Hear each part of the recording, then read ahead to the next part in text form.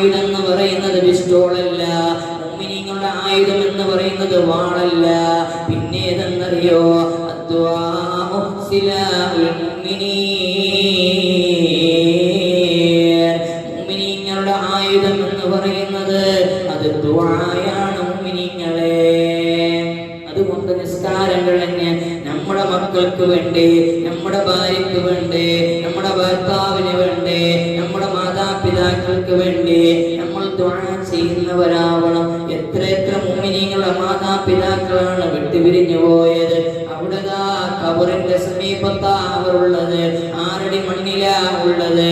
അവരുടെ ഖബറിന്റെ ചാരത്തേക്ക് പോയിട്ടുണ്ടോ എന്ന് നമ്മുടെ ഹൃദയത്തിലേക്ക് കൈവച്ചുകൊണ്ട് നമ്മൾ ചോദിക്കണം.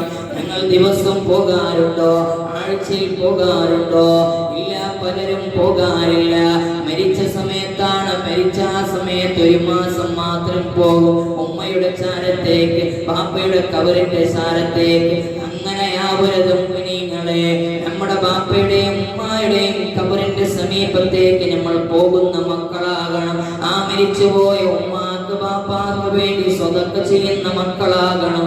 ആ ഉമ്മയുടെയും ബാപ്പയുടെയും ദോഷങ്ങൾ പൊറുക്കാൻ അവിടുന്ന് ദുആ ചെയ്യുന്ന മക്കളാകണം. എന്റെ പ്രിയപ്പെട്ട ശബ്ദം കേൾക്കുന്ന ഉമ്മ, എന്റെ പ്രിയപ്പെട്ട സഹോദരി, നിങ്ങൾ എപ്പോഴെങ്കിലും നിങ്ങൾ ശുദ്ധിയുള്ള സമയത്ത് നിങ്ങൾ മരിച്ചുപോയ ബാപ്പാക്ക് വേണ്ടിയിട്ട്, നിങ്ങൾ മരിച്ചുപോയ ഉമ്മാക്ക് വേണ്ടിയിട്ട് ഒരു ഫാത്തിഹ ഓതിയിട്ടുണ്ടോ?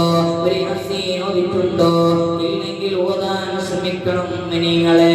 ഒരു ഖത്തം ഓതിയിട്ട് പൂർത്തിയായിട്ട് ആ ഉമ്മയുടെയും ബാപ്പയുടെയും ഖബറിലേക്ക് ഹദിയ ചെയ്യാൻ ശ്രമിക്കണം മുഅ്മിനീങ്ങളെ.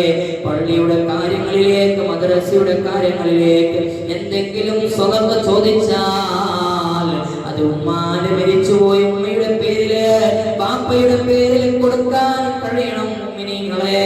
അല്ലാഹു തൗഫീഖ് നൽകുമാറാവട്ടെ.